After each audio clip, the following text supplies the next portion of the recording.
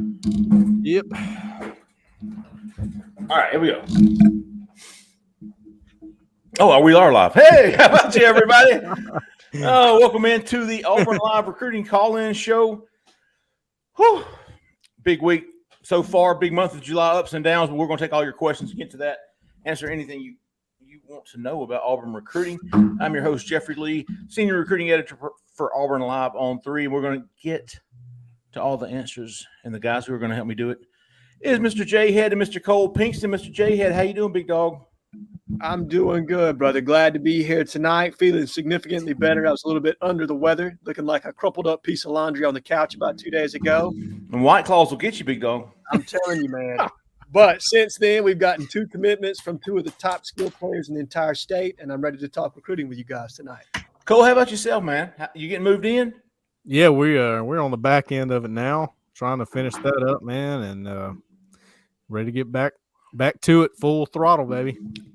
As Jhead mentioned, for you Auburn fans on the show, great start to the month of July. You started out with Jeremiah Cobb, 4-star running back from Montgomery, committing to Auburn on July the 1st. Then you had July the 4th, fireworks for Auburn as Carmelo English, 4-star wide receiver from Central Phoenix City, surprised everybody and went ahead and made his commitment after delaying or postponing it the week prior. So Auburn doubled their commitments, have 4 right now, 3 of which are 4-star recruits. If I'm not mistaken, I think Auburn is top 5 when it comes to quality of recruits. Can anybody verify that for me? I think you're right. I'm almost positive that you're right, and I think that is on a consensus ranking, not necessarily just indicative of how On3 ranks. So you're talking about across the 4 major recruiting services being top 5 in, in quality per player. So that's not a bad way to start your class. You've got 4-star defensive back Terrence Love. You've got 4-star running back Jeremiah Cobb. You've got 4-star wide receiver Carmelo English. You've got high 3-star and interior lineman Braden Joyner. Now, it wasn't all rainbows and unicorns this past few days, as Auburn also lost out on, I think he's on 3 consensus 3-star interior lineman in Rockwez McElderry. Yeah, old McElderry. He'll always be McElderry to us. There you go. And then today, unfortunately, Keldrick Falk, and unfortunately for Auburn fans, Keldrick Falk chooses Florida State. Well, so far, well, that one surprising. Jhead, you were surprised? With regard to McElderry or Falk? Yeah, I mean, we weren't really surprised. I think I was more surprised by McElderry. I was more surprised by him. In that Alabama wasn't even mentioned, and then we kind of started hearing it for 48 hours leading up to it, and then and then it was like a foregone conclusion he was going to commit to Alabama. Yeah. So for me, with McElderry, as far as that's concerned, or McElderry, we'll call him McElderry for this show because hell, he committed to Alabama. There you go. At this point, you know what I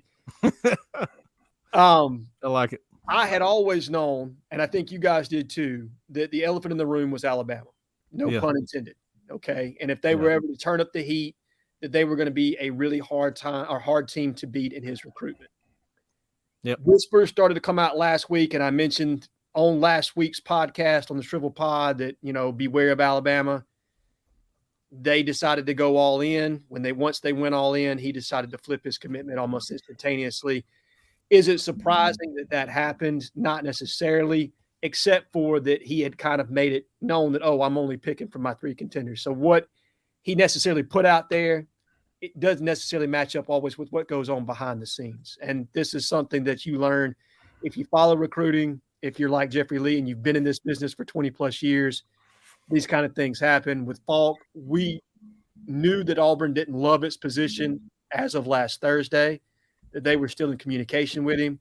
So is it surprised me that he picked Florida State? No. Is it still a bitter pill to swallow? Hell yeah. And I'll tell you what, Jhead, I think they've got a good relationship with him. It was just made a little late. He said that to me when I went to see him. He said, I like Coach Rock Bellantoni. I like Coach Jimmy Brumbaugh, but they came in late. I knew Nick Eason already when he went to Clemson from Auburn. I knew Florida State. He said Florida State was on me back during COVID, man. He said, so it just took a minute to get that relationship with Auburn, and maybe that's what hurt them in the end. I don't think that they're going to just let him go. We always say that. We don't think they're just going to let anybody go. I'm not saying anything's going to happen. Just that they've got a relationship. They're going to continue to build it, even though he's committed to Florida State. Is that what you got, big dog? Got our first caller here. First 912. You're live. Hey guys, can you hear me? We sure can, man. What's your name? Where are you from? My name's Byron, and I'm from Atlanta. Oh man, I feel sorry for you, Byron. Do you choose to live in Atlanta? Yeah. I chose to start a company here, so I'm kind of stuck. Okay. Well, yeah. I drove through there again today, and I thought, who would volunteer to live here? Anyways, neither here nor there. Byron. You should have seen it driving home to down 75 on 4th of July last week. It was crazy. I can only imagine. What you got for us, Byron? So, just a quick question, guys. Just kind of watching the reaction of Auburn over the weekend with the two commitments that we got and then the miss on Falk. Do you think that it's kind of extremely irrational the way that our fan base reacts to positive news and then to just a little bit of negative news? The worst percentage of fans overreact. Yes, absolutely. And that's most of what you see on message boards. All right. But I understand frustration, but I think when you step back and look at the things that they're facing, we've talked about this before. So you're coming off a 6-7 season. You're coming off a failed coup in February. You've got negative recruiting coming at you from every direction, and your NIL is getting off the ground floor. Right. Non-existent, at least, in some of these recruitments. So, you know what? And you still got 3-4 stars committed. Yeah. And, like we said, it's not all sunshine and roses. There's a lot of misses that have happened here in the past few days. But, I mean, it just goes to show you, Auburn fans are passionate one way or the other. And right now, you got people that are passionate about Carmelo English and Jeremiah Cobb committing, and that was a big deal. And then you have people passionate the other way. And that's why we have the platform we have, because Auburn fans are so passionate. So I agree, Cole. But I think exactly what Byron was saying, though, is, and I do agree that sometimes that fans, and fan is short for fanatic. Okay. So remember that. Yep. But they sometimes see commitments as foregone conclusions. You know what I mean? So there's kind of this anticlimactic to a degree. Whereas when you see a big miss in this way or in that vein, that people tend to blow it out of proportion. I'm not going to pretend like Keldrick Falk wasn't a huge target for us and that it doesn't sting. It 100% does. But there are other targets on the board. And it's always the way I try to focus it. It's about the guys that you do get and can they play, as opposed to the guys you miss on. You know what I mean? Because if you start taking guys that can't play at an SEC level, that's when you really get hurt. So there's other targets out there to be had. And, Byron, we've been saying this on the Shrivel Pod, on this call-in show, and reiterated again. It would be easy to sit here with if you had gotten half of the guys that they've missed right now, and you're looking at 7 or 8 commitments and probably a top 25 class. But we've said it from the get-go that the season is going to dictate this recruiting class. That's why I understand somewhat the frustration, but I also want to say, listen, man, it doesn't matter right now. You think Keldrick Falk's going to sign with Florida State if they go 5-7? Probably not. I agree. That's the reason the Keldrick Falk one is so perplexing to me, because Norvell is not, sitting on a golden throne right now. He's probably in just as big a hot seat as Harsin is, and so to lose out to them did hurt for sure. But I don't understand the reaction, with what you guys have said about the season and how important it really is. Yeah, and here's the thing: Keldrick Falk could have committed to Clemson. Now you try to flip a kid from Clemson come November, December, it ain't happening, big dog. not Yeah. with Nick Eason there. So, and this goes for Brock Glenn too. If you want a kid right now and you can't get him committed because there's some doubt about your stability within the program or whether you're going to be here next year, Florida State's the perfect place for them to land right now. If they want to go ahead and commit, and I will, I don't think I have yet, but I will change my prediction on Brock Glenn to Florida State. And that's kind of like the on deck circle right now. It's if you're going to choose to have him committed to Ohio State or Falk committed to Clemson or both of them committed to Florida State and try to flip them from there, there's your chance, man. Have a season. That could happen. Have a season, and I wouldn't doubt you at least get half of the guys that you want that have Florida State committed. And Auburn in the finals. I agree. Well, I appreciate you guys taking my question. I'll hang up so somebody else can get. Appreciate you, Byron. All right, thanks, man. Hey, great question, Byron. Yep. Got Zach, one more we caller good? here. One more caller here. 205, you're live. Is that me? Yep, you're live, man. Hey guys, this is AUH JHW. I read them. Can you hear me? Yeah, we got you. We got you. JHW. Where you from, big dog? Great. I'm from Birmingham, Alabama. What part? I live in Crestwood. Oh, Nice. man, they have some good Pee Wee teams. Nice. in So Austin. I have two questions for you guys. One, how has Harson's relationships with high school coaches changed? Because I read an article last year about how many of them don't know him at all. Mm-hmm. And question number two, just a more general question. When the average Auburn fan tunes in on signing day, do you think they'll hear positive things about this class from jocks and the SEC network? Or do you think it will be another Harsin disappoints that he can't recruit well enough? Because the perception is something Harsin just has to change. And I'm pulling for him and I wanted to do it. And I appreciate y'all's positivity, and I'll hang up and listen. Thank you. All right, JHW. I will say this about the coaches, and Jhead, you probably got some good info here, but you go back to the spring eval period and the number of high schools and high school coaches that Auburn went to visit and is building these relationships has significantly increased. Jhead, you know about. I could not agree more, Jeffrey. And I think what people kind of take out of it, or what they forget, is that there really wasn't an eval season last year. There wasn't an opportunity for this coaching staff to get out amongst their fellow high school coaches and be able to cultivate those relationships. There wasn't an opportunity to have a coaching clinic. So you bring in a guy from Boise, Idaho, that has zero relationships. I think he does as good a job as he can with having Zoom calls and various things, but you don't have that in-person connection that you typically do when you get the opportunity to go sit in front of these high school coaches and introduce yourself and have your staff go around and make sure that they're aware of who these, that they're looking at you. They're looking to, to develop relationships with your kids. Fast forward a year, you bring in a new director of player personnel, Stephen Ruzick, who is in combination with Darren Usher kind of created the tour that they went out on. I can't remember the exact name of it. Tiger Takeover. And they stormed the state of Alabama, the state of Georgia, cherry picked spots in Florida and Louisiana. So places within our regional footprint to recruit. And Jay Lee's right. I mean, the reception to that was fantastic. I think a lot of coaches now are aware of who Coach Harsin is. They're more comfortable with sending their kids to Auburn or recommending Auburn as a school now because they know that relationship's going to be there.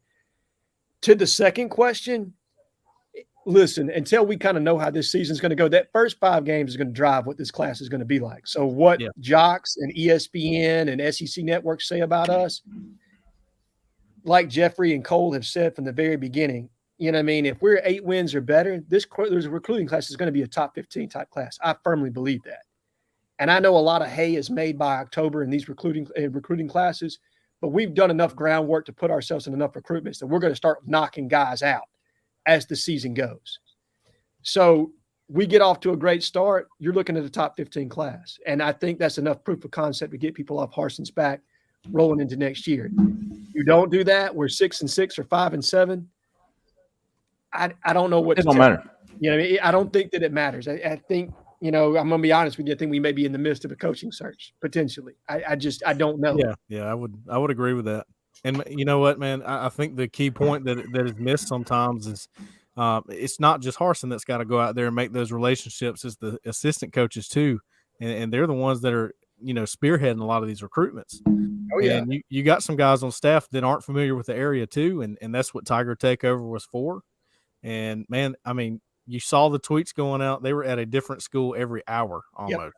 Yep. And some of those schools they went to more than once, like Central Phoenix City, where they just got a commitment from Correct. a 4-star receiver. Montgomery Catholic, where they just got a 4-star running back. So, it's one of those things where you go back to nobody wants to do this these days, but you do have to give a staff like this a little bit of time to make those relationships. Well, It's especially just part of it. Yeah, you bring one in from across the country. In the middle of COVID, when you don't have these opportunities. Exactly. Got another caller here. 706, you're live. How about you, 706?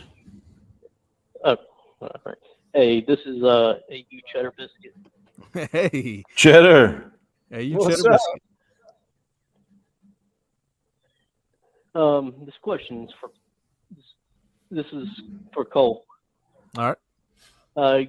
Talking about the explosive plays Mhm. that Auburn needs to make for the team. Do we have the players to make those explosive plays? Because I know our wide receiver room was kind of weak, like the last couple of years. Yeah. To me, the receiver room is just unproven. I can't go as far to say that they're weak yet because I just don't know. There's so many guys that we haven't seen in action yet. You got the 3 freshmen that came in, and who knows what they're going to be able to, help with. The Omari Kelly, Camden Brown, Jay Fair, they could really pick the depth up there. We know Shedrick Jackson improved his hands as and reliability just in general as the season went on. And Javaris Johnson, man, he made some explosive plays. I mean, he's capable. We know Tavares Dawson, just from watching his high school film and hearing about him, what he's done in the spring is very much capable of being explosive. So, I don't know if I can call him weak at this point, but definitely unproven. We just don't know. I mean, they're the most unproven group on the team by far. And don't forget Landon King. Right? Yeah, Landon King. Man, there's a lot of names out there. Every time I go through, I go, gosh, there's a lot of potential. I just don't know how it's going to unfold yet. But yeah, I mean, that's how I would answer that, Cheddar Biscuit. Hey, Cheddar, Camden Brown, Coy Moore, Tavares Dawson, Landon King. Oh, Coy Moore. Yeah, Daz Worsham. Forgot about those two. Daz Worsham, Javaris Johnson, and Xavion Capers. Again, don't know what those guys are going to do necessarily, but we just know that there's potential there, and I'm excited. I'm anxious to see what they're going to do, man. I think the receiver group could be a surprise. I gotcha. Well, thanks for letting me call in. Appreciate you, Cheddar. We appreciate your sir. loyalty to the site, man. Yeah, great poster, dude. Great poster. Thank you. Zach said that's it. We're out. All right. Hey, Early night tonight. all right, we'll call it a wrap. Hey, we got over 200 folks. Guys, call in. Let's Bring see. 'em in. Let's see. We'll hit some. Does Falk going to FSU increase our chances with Wilkie? No. John Addison, I hear you. I mean, Yeah, I'd say it's about the same. Yeah. yeah, I don't think it affects Wilkie. I don't think he was looking at Keldrick Falk.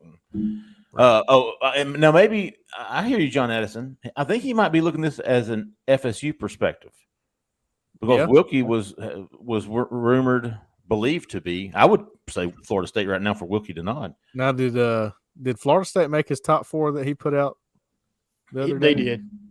They did. Okay. I know Indiana was in there. Yeah, it was Florida State, Auburn, Indiana, and one other SEC school. Tennessee, maybe, I think. Let's see here.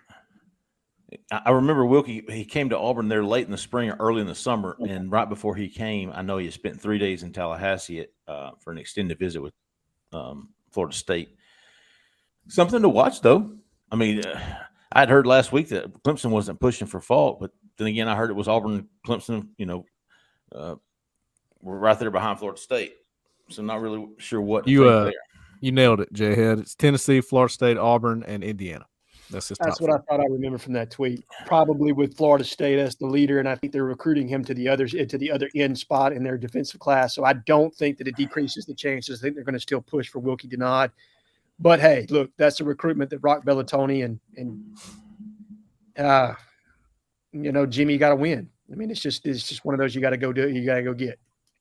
And he's somebody that different schools view differently. Some guys like him in interior, some guys like him at edge, and that could come down to what does he want to be. If he wants to be an edge, and Auburn's talking to him about edge, that might help.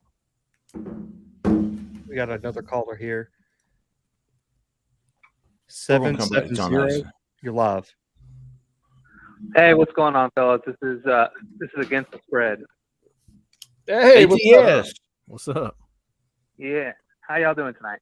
Good, ATS. How you doing, big dog? Doing good, man. Doing good. Just wanted to ask a question to the recruiting gurus. Looking at, it seemed like this staff really took an approach to scouring the whole nation to try and find the right talent. And the only results that we're seeing here early on seem to be local kids. So just wondering, what do we think of the national strategy? Like, does Auburn have the brand power to continue to kind of go across the whole country to reel kids in, or is this something that needs to kind of start small on a more local level for us to start to see some traction? Jhead?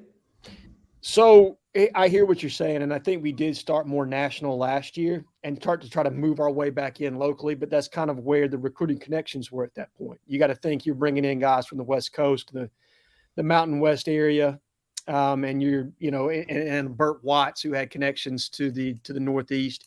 So you're going to go where those recruiting connections are, specifically when you don't have the opportunity to get out and do actual evaluations within your own state.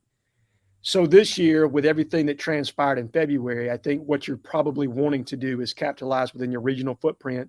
There's more than enough talent here where you have more regional ties right now. Guys are invested in Auburn because if you're fighting the negative perception, what you want are guys that are going to be comfortable at your school regardless. Yeah, that's a good point.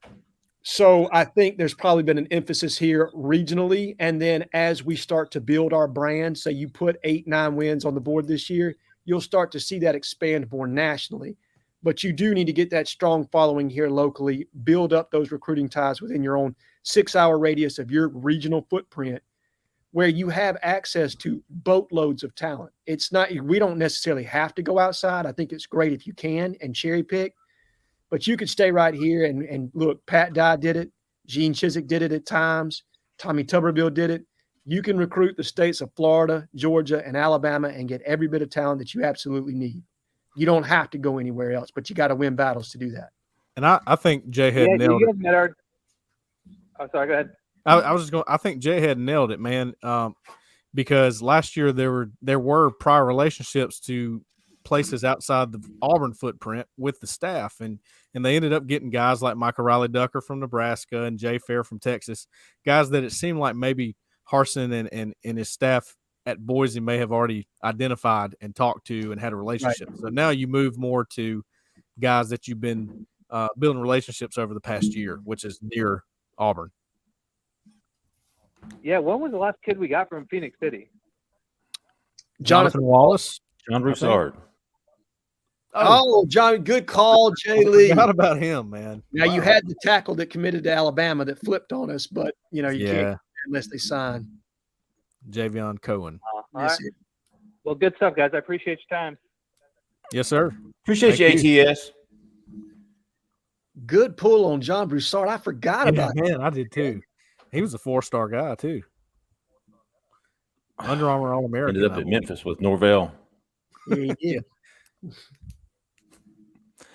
Okay, now Rob Donaldson wants to know about NIL.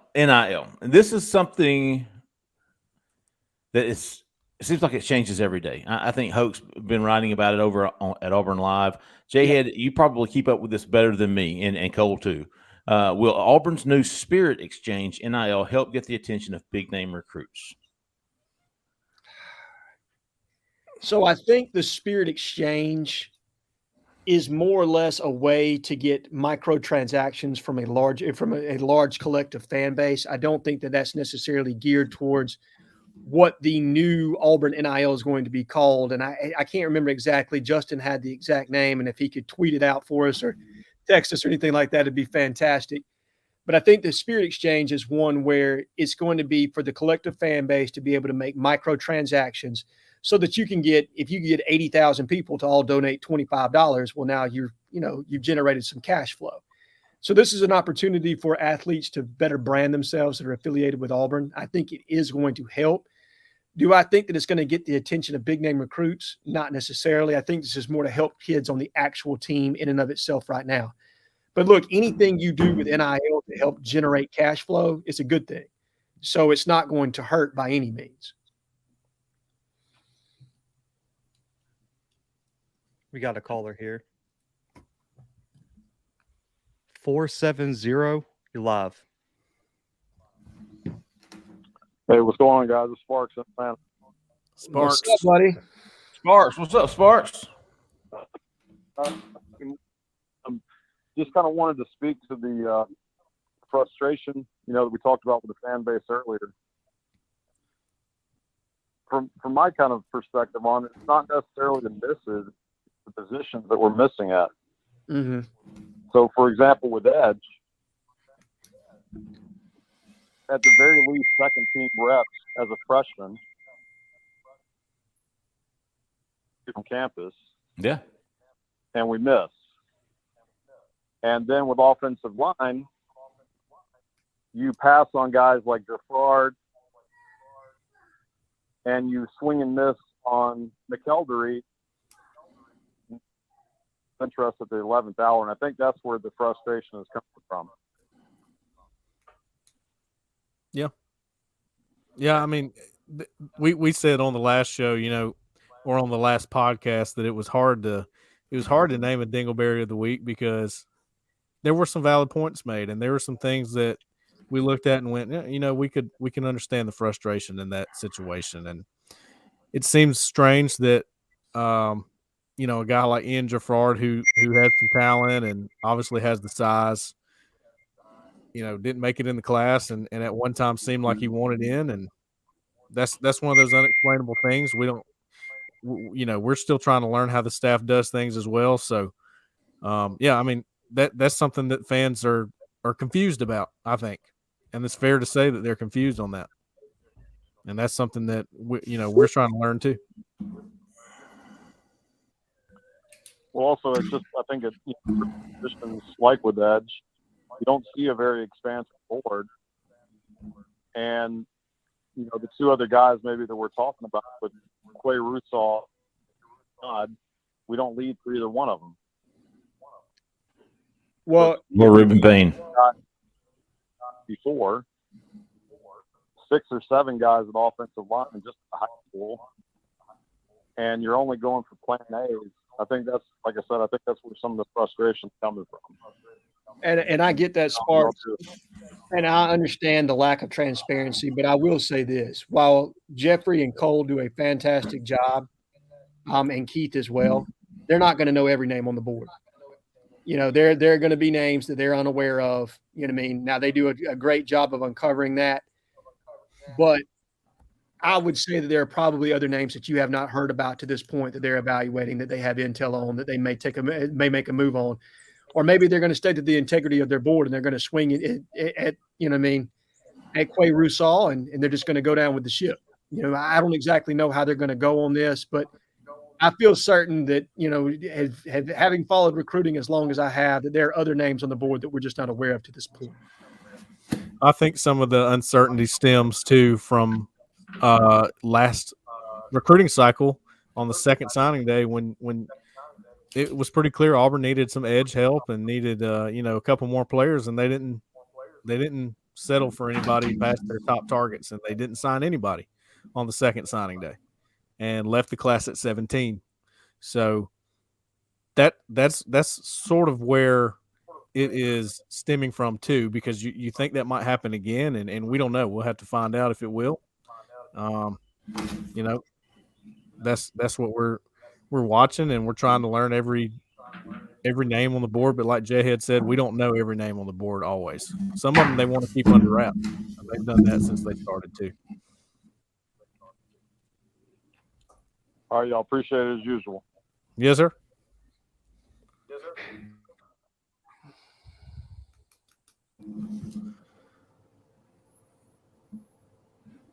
Hell's on his time on that.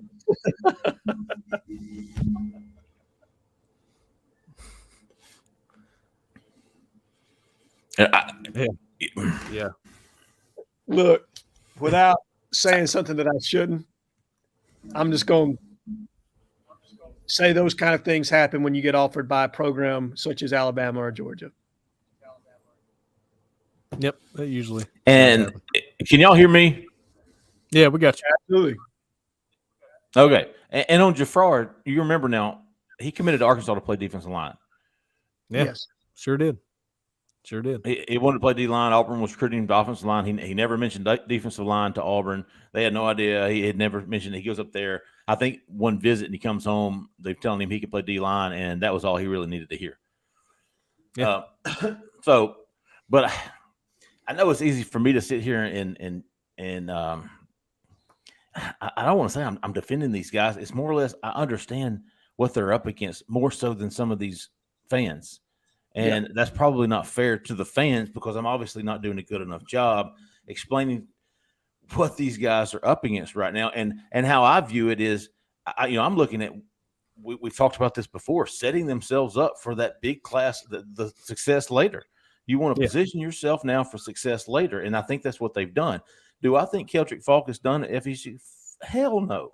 Matter of fact, I'm going to be honest with you. If Auburn has the type of season that I think they're going to have, which is a minimum 7 wins, minimum, I really think they're going to flip him. I feel like Brock Glenn, if he goes to Florida State, is another guy. There's several guys that I would probably project to Auburn right now because I feel like these guys are going to, they're going to surprise some people this season. I saw Vegas come out. They had lowered the win total for Auburn to 5.5 games. I'm about to go over to Georgia or Mississippi or somewhere and put my 1K down. I'll take over 5.5. Over. Yeah. Really? I'll take over 5.5 all day long. Now, they must know something that we don't. But I'll continue to say this, man. Position yourself now for success that you presumably will have in later. Zach, I'm sorry, buddy. What you got? You're good. We got one more caller. 706. You're live. Hey, this is my name is Darren Bryant from Columbus, Georgia. And what was your name? Darryl Bryant. What's up, Darryl? Yeah, I'm from Columbus. What's up, man? Hey, what's up? Darren Reed neighborhood. Oh, North Side. North Columbus. You went to North Columbus? No, I went to Shaw High School. Okay. Shaw. Okay. Yeah. Since we missed out on Falk, who are the other guys we're looking at on edge and D-line? Edge would be Wilkie Denaud, Reuben Bain, Quay Rousseau, I believe, is number 1. I mean, Quay Rousseau, the edge board, at least the top, starts and ends with Quay Rousseau. He's the dude. Yep. He's the dude from Montgomery.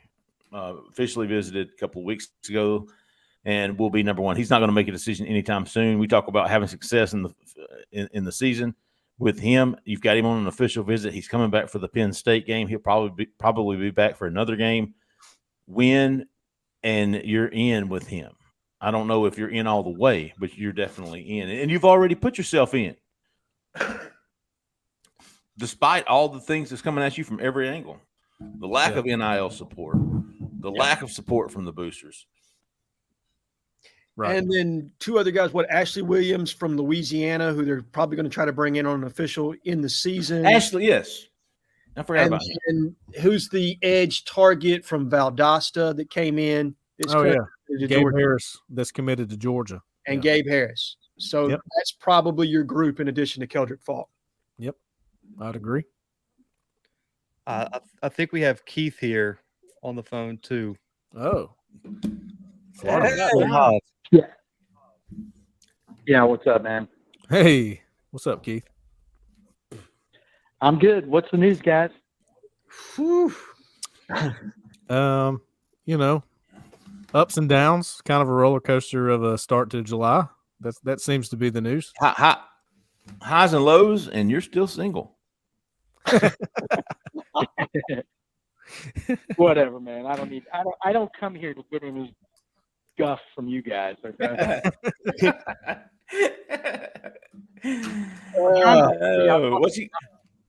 I was watching the Rockford Files earlier and trying to think of some terms from the 1970s. So I guess I'd say you guys need to be quit being so glib all the time with me. But yeah, how's the show going tonight? Good. Oh yeah. We're I think we're over 200 people, 241 apparently. Yeah, a lot of mixed emotion tonight. Obviously, some people that are high on Carmelo English and Landon Jeremiah Cobb, and then some people that are very irritated at the edge position and the lack of offensive linemen in the class. You know, Keith, the normal interaction you get on the board.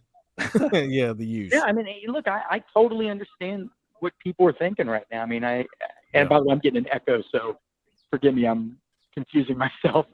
But you know, it's not a completely pretty picture right now. Let's just be honest. I mean, 4 commitments, which is near the back end, actually fewer than anybody in the SEC.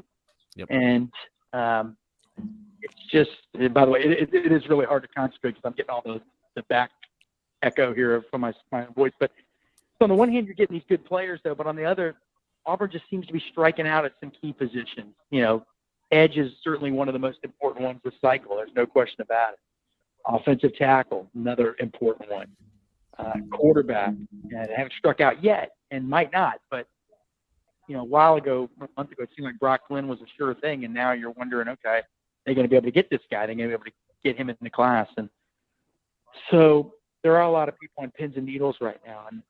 And you know, all the talk about Auburn needing a big season to finish well makes sense. But on the other hand, what if some of those wins come late in the season when kids have been committed for a long time? Are they going to be so locked in that it won't matter? I think that would be the big concern.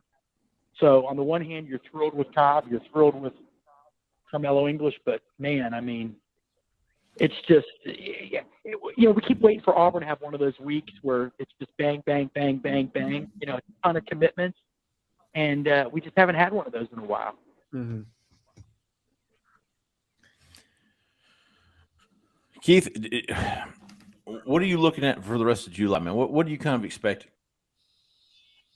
Well, you know, obviously Big Cat Weekend is so significant. People keep asking on the board, and you guys know this. I'm not saying anything you don't know, but why did they move it? Well, it used to be that last weekend of May, first weekend in June, but that's now occupied by a lot of official visits. So you don't want to compete against that. You're always going to be competing against somebody. That's what people need to understand. There's other people are going to have events too, but official visits are really hard to compete with, and I don't think they wanted to have them both at the same time. So you got Big Cat Weekend. That's going to be significant. Who shows up? Are any guys committed to other schools? Do they make it? What new targets emerge? Does a guy like J.C. Hart, you know, from right down the road, the cornerback that has been running these fast times at camps, does Auburn go foot on the gas and just say, let's just take him, let's get this guy on board? So there's things like that. You know, cornerback Jakeem Jackson's going to announce in late July. People think Florida may be trending. I believe that the last couple of days, though, when Auburn has talked to him, they're not sure that's true from what we hear. So Auburn's still maybe very much in that. There's a lot going on. There's a lot going on. You know, Brock Glenn, is he gonna pick Auburn? And it's just it never really slows down. But I don't know. It's sorry guys. The echo is just killing me. I don't have the brain power that you guys do. So it's. Hey Keith, you actually wrote about A&M transfer now at Hines Community College defensive lineman. Derrick Hunter. Derrick Hunter. Yeah. Derrick, yeah. Yeah, that's an interesting one because, you know, he was a 4-star kid out of Fort Myers, Florida, coming out of high school, signed with Texas A&M, started as a defensive tackle, redshirted a year, played in 2020, And then in 2021, they moved him to offensive line, which I don't know whether they were trying to get rid of him. I don't know whether that was their bigger need. Obviously Texas A&M's had some pretty good defensive lines, so maybe they needed help on the O-line. But he went in the portal earlier this year and has landed at Hines Community College, Mississippi, and he's talking to a lot of schools. Louisville's offered. Louisville, which, by the way, is a top 10 class right now in the country. Purdue's offered. Mississippi State's offered. Florida could be close, and now Auburn might be close. And he says he's going to visit the last week of July. And back, by the way, Auburn recruiting him to play on the defensive line where he started off his college career. And they're going to have to probably bring in a JUCO guy or two. I mean, that's just the reality right now. And that's okay if they're legitimately decent players that can help. From what he said, Auburn told him that they were shocked that A&M moved him to the offensive line. They think he's a Power 5 defensive tackle all the way. So that's definitely somebody to watch. He's got 2 connections to Auburn, 2 big ones. His cousin, his actual cousin, his blood cousin is Tavares Dawson, the receiver from Florida that's on the Auburn roster. And he's also really close with Zach Calzada, the Auburn quarterback who transferred from A&M. So that's definitely somebody to watch. That really could happen. Now, he would be a December guy, right? Yes, I think that might be, he thinks that's why Auburn has kind of taken its time and hadn't offered it. They want to make sure he can graduate in December. I mean, the whole point of having get a JUCO guy or a guy in transfer, you need him there in the spring, right? I mean, that's one of the, there are obviously circumstances where it doesn't matter, but yes, I think supposedly they want to make sure everything is on the mark with his academics. He says he's graduating in December, though. That's huge with a JUCO guy. Yeah, I would expect to see some more names in the JUCO ranks too. Some experienced older guys. I mean, whether he played a lot or not, and in fact in 2020 he did play a good bit at A&M, but whether he was starting or not when he left, maybe he needs a new lease on life, and sometimes guys come out better on the other side. We'll see, but it doesn't mean Auburn's necessarily bringing him in to be the star of the defense. It could be a complementary piece too. You got to have those. Not every guy is going to be a starter. You got to have key backups and guys that can give you 5, 10, 15 reps a game. You got to have everything. And that's what the big boys are doing right now. That's what all the winning programs have. And Auburn needs to do that as well. Agreed. Fill in the pieces. Fill in the pieces as you can. I saw somebody ask about his eligibility years left. If he played in 2019, 2020, and 2021, no, he redshirted in 2019, played in 2020, played in 2021, and is going to play this fall at Hines. I don't see how he doesn't have only 2 years of eligibility. Yeah, that's what I think. Either way. He's telling Auburn he's going to have 3, but maybe he means 3, including this fall. I mean, obviously 2020 doesn't count against his eligibility because of the COVID year. But, at the very least, he'd have 2 years, which is fine. That's kind of one of those things right. Pretty good in a way, because if they're really good, you're going to get 2 good years out of them. And if they're not that great, you're not wasting 5 years. I mean, you know what I mean? It's just 2 years of on. Yeah, that's true. That's how I feel about a lot of these grad transfer guys coming in. Yeah. Yeah, I mean, if you have open spots, where's the big risk? There really isn't one. Right. Keith, I saw a question. I'm sorry. Did I cut somebody off? No, go ahead. No. I saw a question with regard to quarterback recruiting, and you had posted that we may be potentially looking at 2 new guys in Emory Williams and J.J. Cole, 2 guys that are committed elsewhere, 1 to Miami, 1 to Iowa State. Beyond them, should we miss on our top quarterback target right now out of Memphis, is there anybody else that you could see us circling back on, like a Malachi Singleton, or do you think we probably look to the transfer market? How do you see that kind of resolving itself? Yeah, honestly, I'm going to be totally honest here. I don't blow smoke. Jeff's following that situation a lot more closely than I am. I just know that Auburn is showing some at least casual interest in those 2 guys. J.J. Cole was a really good performer at the Elite 11 finals out in California. Committed to Iowa State, but he's from Iowa. And his dad's actually the Cole's kicking guy that runs out. It's really a neat story, but wow. I don't know whether he would even be interested or not, but I chatted with him just briefly online the other day, and he said he hadn't heard from Auburn yet. But we know they're monitoring him. And the other kid's interesting because he already has 2 quarterback commits. So maybe he says, hey, I may go somewhere that doesn't have any quarterback commits. I don't know. I mean, Miami's paying Jhead, not Miami, but Jaden Rashada's NIL deal is supposedly just enormous to go to Miami. Well, what does that say to the other guys committed? You know what I mean? So, Yeah, exactly.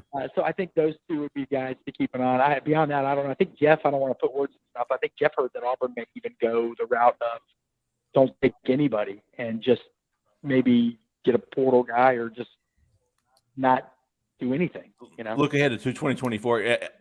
Right now, if you were to ask me, Jhead, and I'll just pretend like you did, I will say if it's not Brock Glenn and it's not a dude, I don't see Auburn taking just a developmental guy. I don't think Auburn's going to just take somebody just to be taking them. I think they're going to look to 2024 with the guys they have on roster now. Everybody's got multiple years left, all the way down the depth chart, right? I mean, you got Robbie Ashford, you got I think even Calzada's got 3 years, does he not? He does have 3 years. This will be, yeah, because he's technically, because of the COVID year, a redshirt sophomore this year. Yep. And Garner's got 4 guys on scholarship. 4 guys on scholarship. 3 would be okay, right? Right. Unless, say, like TJ becomes a grad transfer and you have some attrition there, should he not win the job, I think obviously you might look to the transfer market at that point. But beyond that, I think you guys are right. I mean, 4 quarterbacks is more than enough to get you through a season. You know, that's the way I see it right now. They got 4 right now, but for 2023, if somebody leaves out of this current group, they'd still have 3 on scholarship, right? Correct. I think even that's generally enough. Yeah, right. Which will probably set up nicely for bringing a top 2024 guy. Playing quarterback because they had so many injuries. But well, because they're all set right, up. Keith, you got a date tonight. Yeah, I got a date with a 65-inch TV that I got to get out of a box and figure out how to turn it on. Sweet. Nice.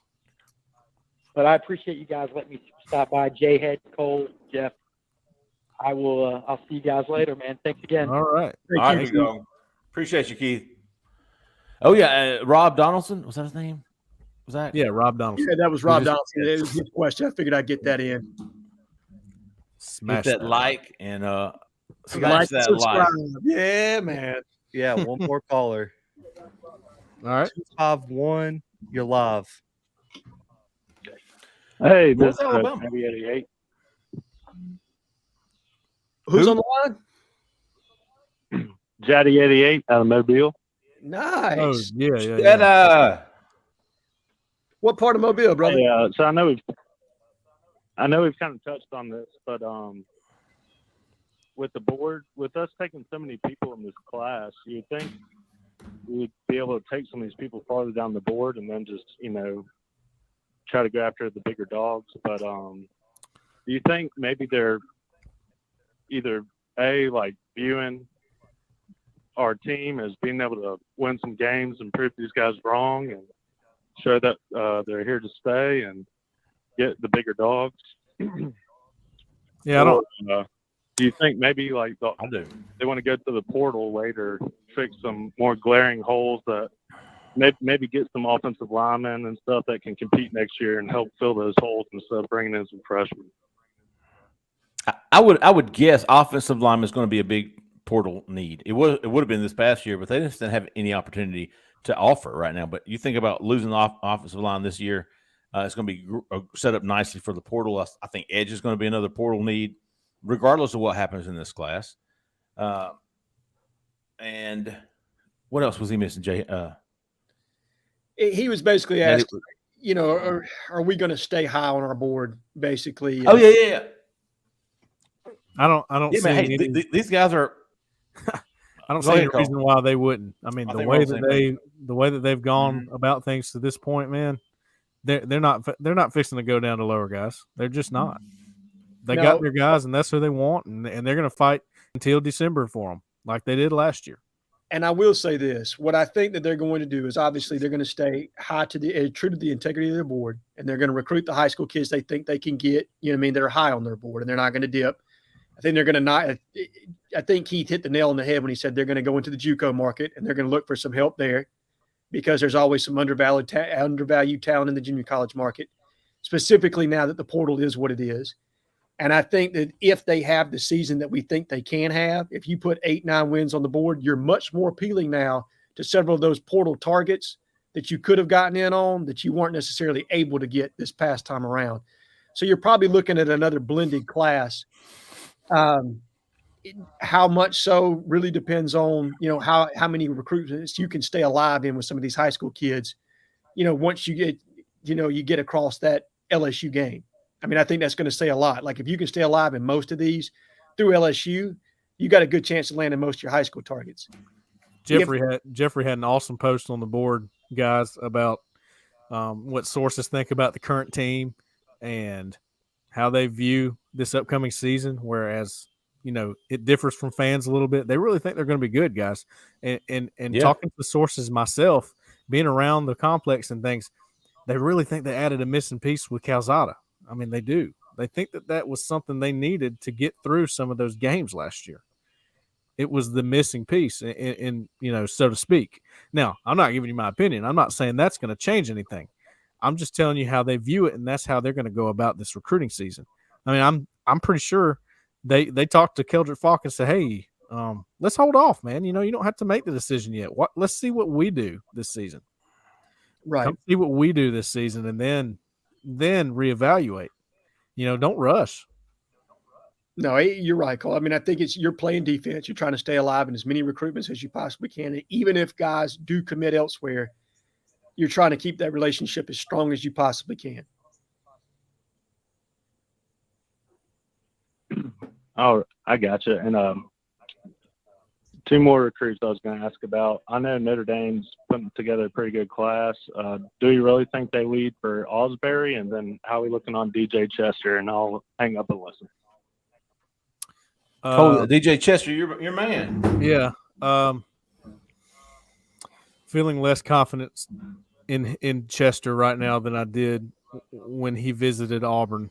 I don't think Auburn's out or anything. I just don't have any reason to be overly confident about Chester and Auburn. I think Clemson's making a big move on him. LSU is in the picture. Florida State is in the picture. But again, like Jeffrey was saying earlier, if Florida State's the choice, or even LSU, nobody talks about LSU having some struggles this year with a first-year head coach. That everybody kind of thinks is a different kind of fit in Brian Kelly. If they have issues, you never know, and that's another thing that could happen. It's so much time left, guys. There's still a lot of time left to see what's going to unfold, and that's the thing too. I mean, I get it. We all get it. We get the frustration. We get the confusion. But you got to hold on to at least the fact that there's so many opportunities still out in front. Again, not saying they're going to hit those, but there are opportunities out there. And the good thing with Chester is he was never a kid that was going to pop early. Like it was I mean, I think even in his exit interview, he said he was going to be deciding October to December timeframe. So you've got time with that kid. Not only, all right, so think about the closest in proximity of where he's actually from and getting him back on campus for a game. The potential there is very high.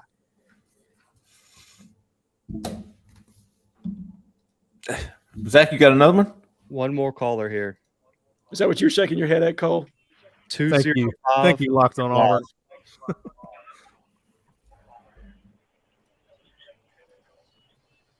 Are y'all there, fellas?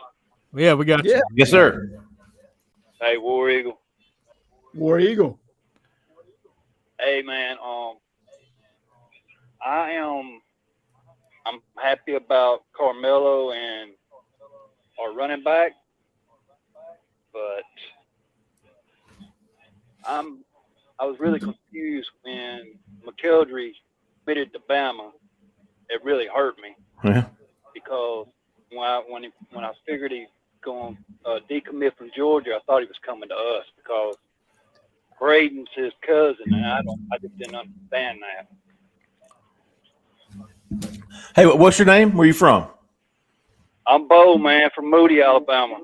Bo from Moody. From Moody. Number one Auburn fan. This is not your first call, is it, Bo? We've heard you before. No, sir. Yeah.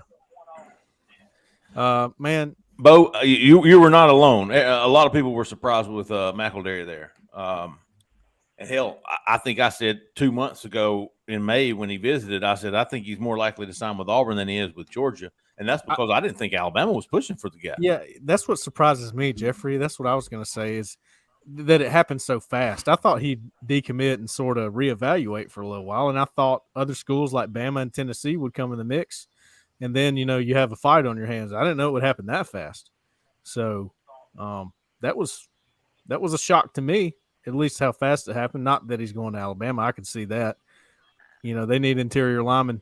I tell you what, man, let's not forget that Auburn wrecked their offensive line last year. They've got to repair that because they had issues. They changed that right tackle about 3 times. I was sitting up in the box watching it. He couldn't handle Derrick Hall or Eku Leota.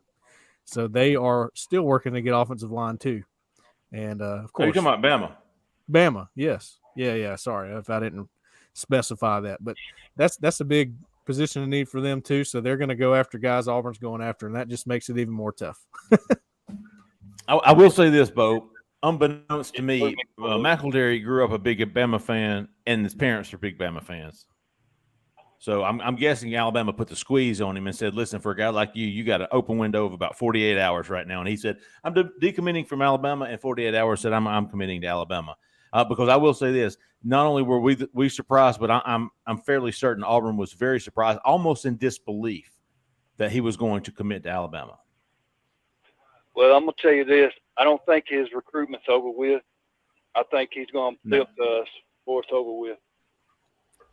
You might as well follow at this point that anybody that Auburn is going really hard after, maybe that recruitment's over as far as them being committed and staying with those teams. But as far as Auburn recruiting them, that ain't over, guys. That's not going to stop. I mean, we watched it happen last year. I'm not shocked by any, effort they put into guys committed elsewhere. Here's the deal, and this goes back to probably Byron's question to start the show. If there wasn't a season to be played between now and signing day, if there wasn't anything else, I would be worried as shit too. I hear you. I understand you. But man, it's all going to play out. It's going to be the success of the season and how it's going to directly correlate with what this recruiting class does. And again, if they don't go take the over on the 5.5 win totals, this is all moot point, man. It's all moot. Man, we'll be doing this all over again. I'm sorry, Bo. Did I cut you off, big dog? No, he's listening to you. It's all right. News radio. I'm just thinking this way. This is the way. If I was a recruit, it would mean more to me to go to a college that's trying to come back up than just going and sitting on a bench with all that other talent in front of me. I think it all depends on. You know what, Bo? And listen, it's not like it used to be, man. These coaches can build relationships. They can offer early playing time. They can be close to home. They can be the team that this kid grew up playing for. But some of these kids, man, I'm not going to mention who. And it's not illegal, but NIL, big dog. You see how much Sydir Mitchell's rumored to be getting at Texas? This kid was down to Auburn and Georgia. He takes an official visit to Texas, and a week or two or whatever it was, 2 or 3 weeks later, he's committed to Texas for rumored to be $650 a year. Here's my thing, $650 a year. Here's my thing on the NIL. Auburn can't compete with that. I don't think it's and so much. It won't compete with it. I don't think it's so much just NIL with each school. I think it's specific to the individual. I really do. Just like we were just talking with something, but I don't believe they should be getting all this unbelievable amount of money, man. Look, man, it's going to happen with the big dogs out there. It probably has before, but now it's legal. So, but man, I think individual deals are happening, and it's not just the school. You got 2 quarterbacks in Miami, and one's definitely making more than the other. We know that. So, things are going to happen. Well, here's my take on NIL. There's a reason that Nick Saban and Kirby Smart won't be able to have the success with, and they're against it, right? I mean, we've heard because they've got a roster full of 5 stars. Do you know how much it would cost if Texas is paying Sydir Mitchell $650? If Georgia would say, I can't match that, man, but I'll give you 500. They've got a roster full of side ear Mitchells. That's $20 million a year. Yeah, that's why Kirby's against it. That's why Nick Saban's against it, and that's probably why schools like Auburn could benefit from a competent NIL program where you've got some blue chip guys on there, maybe half the team, but they're not making $650,000. You're not going to have to. That's an incoming freshman. Imagine the guys on the team already. And see, Texas is kind of rebuilding, right? Yeah. What do you? They got the money. Well, Texas, man, they got tycoons with oil, man. So they can do it. Auburn's got Chick-fil-A chick. This we got that chicken salad chick. Yes. Yeah, man, that Guthrie's money come pouring in, baby. Guthrie, That's right. Yeah. Mama G's. Yeah, man. But man, this thing. So, is my point of that is going to be NIL. That's going to be interesting when you've got Nick and Kirby both against it because it hurts them. Like they don't need it. Hey, what about bad investments? Is that could be a thing, right? I think it's what you're looking at, Cole, is resetting the market some. I think you are going to have guys that are going to invest in players that aren't going to necessarily develop or live up to their billing. Sure. And what happens with that investment? Do people continue to pour that level of money in? Now, you're talking probably 2, 3, 4 years down the road before you're going to see the fruit of that. But I do think you're going to see that happen. I do think you're going to see guys kind of start to cull paying that large amount of money to a degree. But that doesn't really help us right now. Pro football, man. Well, how much of this money is guaranteed, and how much of this money is we're promising you this if you come and do this, So again, don't forget about the transfer portal. How many guys are making their decision now and going, oh well, if it doesn't work out, I'll just hit the portal. I mean, after watching it last year, how many guys are doing that? It might be in the back of everybody's mind. Well, yeah, bucket full, man. More than you know. There are definitely street agents out there that are saying, hey, I can get you this, this, and this. Yeah. Oh, yeah. You know what I mean? From X school. But to your point, Cole, what I do know about NIL contracts, they cannot be incentive laden. In that, you can't have like, all right, you have to eclipse X amount of yards, X amount of touchdowns, so on and so forth. They can, however, be incentive laden in that you have to make X number of tweets, X number of posts, so on and so forth. There has to be some production value for what it is that you're going to be generating from the school. Now, is the value of that contract commiserate with what you're going to do? Hell no. But it can't be structured on production for what you do on the field. I do know that much. All right. I've studied up enough to know. Right. Name, image, likeness. Yes. Not performance. Yes. Zach, do you have somebody? Bo, thank you so much, man. I'm sorry. Definitely. I got one more thing to say, man. All right. Receivers, we got Carmelo, right? So who else is in the mix? That's a good question, Bo. I'm glad you asked me because I talked with somebody today that knows a lot more about it than I do. So I think Keith had actually said while he was still at Auburn undercover about Kai Preen, Auburn really wasn't pushing hard for him. I think with the addition of Carmelo English, Kai Preen, who's a 4-star from Louisiana, might have fallen even further down the board. I think Auburn's got enough slot guys now on the roster and committed with English, although English could play outside. But I think Auburn will look for 1 to 2 more dudes at wide receiver who are at least 6'1" with cleats on. They're going to be looking for a bigger wide receiver. Now, with that said, some guys that I think Auburn's got an outside shot at these guys at best. But Jalen Brown is a guy. Quavius Sori is a guy. I think Lamar Seymour is he a slot guy? No, he's an outside. They see him as somebody who can play both. Okay. And I was going to say, my intel says he's coming up the board big time. Like he's somebody that they're very interested in. Mm-hmm. I think all 3 of those guys from Florida, if I'm not mistaken, will be at the Penn State game for official visits. Jalen Brown, Quavius Sori, and I don't think Lamar Seymour is committed to Miami. Sori's got a big connection to Florida. I would probably predict him to the Gators at this point. There's some family connection there. But I'm telling you, Ike Hillier's going after these guys, and his resume is a big reason why these guys are even paying attention. But I think you can now be a little bit more picky, a little bit more selective, and which wide receiver board has been a big question mark for all three of us, with the names and stuff. Ike Hilliard kind of getting into this recruiting thing. This was his first year, but hell, he's got he's got Camarilla English already committed.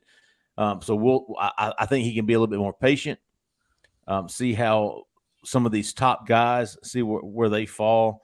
But I do think Auburn will be looking for bigger wide receivers, one or two more in this class. Not a huge need, right? No, yeah. Not a huge need. Two to three in this class. Yeah, and so we knew, that Carmelo English was really high on the board, and I kind of wonder if he put so much effort into that one to go ahead and lock him up, kind of like Cadillac did with JaMarr Cobb. Like, hey, yeah, you're one of our top guys, if not the top guy. Let's go ahead and do this, and then all right, then we'll kind of keep scouring and keep trying to find someone else. We got our Bo. Thanks so much, big dog. All right, last caller. What you got, last caller? Last call. 205. You're live. Oh, I got the last one, boys. Last one. Right, last bring it call. on. All right. Well, first, thanks for doing this. I appreciate it. I enjoy the content. This is Solar Flare. I don't post all the time, but got 2 kids now, and message boarding and all I do these days. What's your name? And Solar Flare. You're all Solar Flare. Solar Flare. That's right. Yeah, Solar Flare. Yeah. So just listening to the cast tonight and thinking about all the things that have to fall into place for Auburn to get the kind of recruiting momentum we need to, get a solid class, something to build on to contend, going forward. I mean, we're looking at first we need FSU to take. Because a lot of the guys we want are, committing that way. We need to get our NIL program off the ground and kicked around. We have no idea what the timeline is. We got, Vegas calling us for 5.5 wins, which, I'd probably take the over too. But what is it, 7? I mean, is 7 going to give us the momentum we need when you've got guys committed to other schools, building relationships with the class that they're committed to currently? Then we come down to the end of the season where we got some pretty tough games. We got some programs on the rise like Arkansas, which will be a challenge. I know we got them last year, but they've got a seasoned quarterback. Looks like Pittman's got that program on the right path. I mean, I'm just sitting here trying to figure out. I mean, boys, it's going to take an Auburn miracle, and I'm not saying we don't have them in it because we do it all the time, but. Hey, it's tough to see that path. Well, I'll add to what you're saying and say that I personally don't think 7's enough. And let me tell you why. Yeah, I agree. Let me tell you why. I look back to last 8 or 9, and if it's 7, it's got to be one of the big dogs. Well, okay, let's just say they do take down one of the big dogs, and it is 7 wins. Well, I look back to last year; they won 6. That's not enough. And they were in every game except the Georgia game, every single one of them. And I saw a comment go through earlier saying, well, if they win a certain amount and they look good in other games, look good doesn't matter. It obviously doesn't matter because it all blew up after even Auburn looked good in a lot of those games, or not necessarily look good, but were in the games, had a chance to win the games in the fourth quarter. So to me, they got to win. They got to win big. I mean, they really have to win big. Yeah. And Cole, here's the thing, bud. Like, we talk about if we come in light with this recruiting class, we hit the transfer portal. Well, let's not get into the whole admissions process and damn underwater basket weaving's got to transfer over to get team credit and all this. I mean, it's hard to stack against it. Like, there's no help in sight, really. I mean, I was going to say the way you want. It's stacked against it. I was going to say that earlier too, man, about the transfer portal. I really don't think that they're going to rely too heavily on that besides offensive line, because you actually do have a really good selling point this coming transfer portal season. But to me, they kind of learned their lesson on that one. Don't sit there and wait on the portal. You better.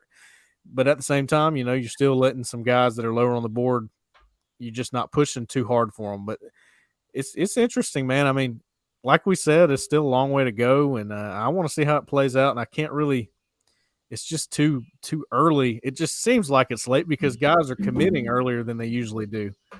That kind of makes it seem like we're running out of time, but we're really doesn't not. it doesn't it, Cole? Yeah, it does. I mean, hell, dude, we're only 5 months from signing day from 2022. Not to mention, not even halfway home. In their group text with commit class that they're in, they're going to build relationships. Hell, the staff that they're committed to can talk about their NIL program. So trying to figure out what the hell we're going to call Auburn. It's tough to be an Auburn fan right now. Frustrating. It's frustrating, and I completely understand that, Solar. I think if you look at the big picture here, which I'm trying to do, man, I get it, dude. Trust me, I get it. But give these guys till the Georgia game. You'll know how this class is going. You don't know where this team is. But I will say this: I'm with Cole, Solar. I'm with you. 7 wins, in my opinion, isn't enough. I think 8 wins is going to get you that. It's going to make the noise that I've been talking about. Make some noise this year. Win the games you're supposed to. Win a couple that you're not. Make some noise. Be a top 25 team. Almost does not count anymore. You finish the season 8-4, and you're playing for the 9th win in a what's the Orlando Bowl? Fucking Auburn, the Outback Bowl. Outback Bowl. I mean, then that's the matchup with Wisconsin, no doubt. Yeah, absolutely. Every year, and we're on a bad year. Northwestern. We'll have some kind of key injuries from the season, and we'll play some team that types up and somehow lose that one on the field goal or something. Yeah. So Solar, don't act like as an Auburn fan you've never been in a situation like this before. You know what it's like to have your back against the wall. Oh, no doubt. I mean, I was game, but I tell you, it gets harder to. My tag is Solar Flex. Obviously, I'm usually a pretty optimistic guy. Well, that's good. Even being realistic is good. I think what the problem is with some of the fans is they just don't have any faith. They look at it, the glass half empty. I look at it as they were one score away in every loss last year. Jhead got kicked to the back. I agree. I think we can. There it goes. I'm excited about it. I think Calzada. I mean, he's obviously putting in the work. I don't see the clips of Finley. But that's not to say he's not working his tail off. But it looks like Calzada's putting in the work. He's working with the tank and the wide receiver. Like they're working at it. I'll support them. I just, you're trying to see the wins. You're trying to find the win. You're grasping for hope, and I hear you. Hey, Jeffrey, we got a little update here on a receiver target we just talked about. Yeah, Lamar Seymour, not good news. No, it doesn't seem like it. Lamar Seymour, Solar, if you're still here, somebody had asked this. I think it might have been Bo. Maybe it was Jhead about the wide receiver down at Carmelo English. And Lamar Seymour was one of the guys. He's a former Miami commitment, or is Miami commitment. He decommitted. He decommitted from Miami. He's going to announce July the 11th, which is what, next Monday? Probably Pittsburgh, I would bet. My prediction is Pitt. All right. Hey, Solar, thank you so much, man. I'll drop off. Yeah, we appreciate you, Solar. I'll tell you what, guys. The one thought process that I have trouble getting behind is I'm losing interest because, this is going to be – this coming season for Harsin and Auburn is going to be must-see appointment TV, dude. Yeah. All the odds are against you. What's going to happen? That to me, that is like I'll be glued. It's my job to be glued, but it just even outsiders will be like, all right, I might have to tune in here to see what happens. You know what I'm saying? Year 2 with a quarterback that I know the schedule doesn't line up great, but this might be one. I don't know if curious. I'm not like I'm fired up or anything. I'm ready to go roll Toomer's corner, but I'm very curious. I'm college girl curious. So yeah. Hey, I like that. That's a good Jay Lee. And look, curious for Penn State, because that's what's really going to kind of show us where we match up. Yeah, Penn right. State, Missouri, LSU, that stretch is going to really kind of define this team as to what we can be or what the ceiling is. If we go through that 4-1 or 5-0 and we continue to get better each week, well, then you've got a really good. If it's a situation where it's 3-2 or 2-3, well, then we're, Hey, it's a different look. I'll say this too, and I wrote this in an Unfiltered Thoughts the other day. I don't think there's a lack of effort on the recruiting trail, but I think a lot of effort goes into the football right now. I think a lot of effort always goes into football with the Harsin-based staff. But, hey, let me tell you something. If they don't win, it don't matter. None of this matters. No, I agree. And, Cole, when you hit the transfer portal node, I don't think their intention this year is to go heavy transfer portal. I don't. But I do think that it's a realistic option should they miss out on some of their top targets. And now they look much more appealing like Ole Miss this past year when they put 10 wins on the board, coming out of a season the year before they had much recruiting momentum underneath Lane. I think they only had 3-4 wins max.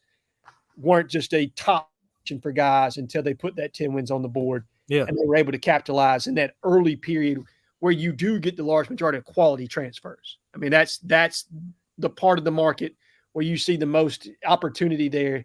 Because if there are some transcript issues, you can get that hashed out if you get there early enough on campus. Right. And Auburn did hit their immediate needs. I mean, they got an edge. They got 2 receivers. Helped on the D-line. Got your quarterback. Defensive back. It wasn't a failure by any means. That's Craig not what I'm trying McDonald, to say. DJ James. Yeah, some dudes that can come in and really make a difference. So it's not a failure. Not trying to say it's a failure. Just saying they did have issues they weren't ready for. And I don't know if they're going to just rely all on the portal again, but they are going to go for the portal again. That's for sure. I mean, they're going to have to. Yeah. I think it's a viable option, but it's not the first option, if that makes sense. Right. All right, guys, let's try to wrap it up there. We've got some Shrivel Pod coming up Thursday. We'll try to. I tell you what we're gonna do. We're gonna go through the chat, man, and get some of the questions out of there. Maybe we'll hit those on the Shrivel Pod on Thursday. Again, if you're not a member to Auburn Live on 3, we've got a fantastic still going on, man. I don't know when they're going to realize it, but they left our special on $1 for an entire year. It's bananas. So get over there, Auburn Live on 3. And Rob Donaldson would like to tell me to bang that like button. Smash that like button. Yeah, see, I'm from the 90s. We banged. They smashed now, but I banged back then. Bang that like button. Hit subscribe. You'll get alerts anytime we post a new YouTube show. We are going to be posting another one on Thursday. Try to keep everybody up to date on what's going on with this roller coaster of a month so far. A lot of ups, a lot of downs, and I expect it to continue. But we'll get to it all on Thursday. We'll continue it all on Thursday. We appreciate everybody listening. We appreciate everybody calling in. We had Byron. We had AUJHW, AU Cheddar Biscuit Against the Spread, ATS Big Dog. Had Sparks calling back in. We had Daryl from Columbus. We appreciate everybody, man. Keith even took time out of his night to give us a call. Jaddy, Bo, and Solar Flare, man. Solar Flare. We appreciate everybody. We'll see you Thursday for Jhead, for Cole, I'm Jeffrey, man, and for Zach McKinnell, Zach MVP behind the scenes. We appreciate everybody, man. Y'all stay out of the left lane. See you.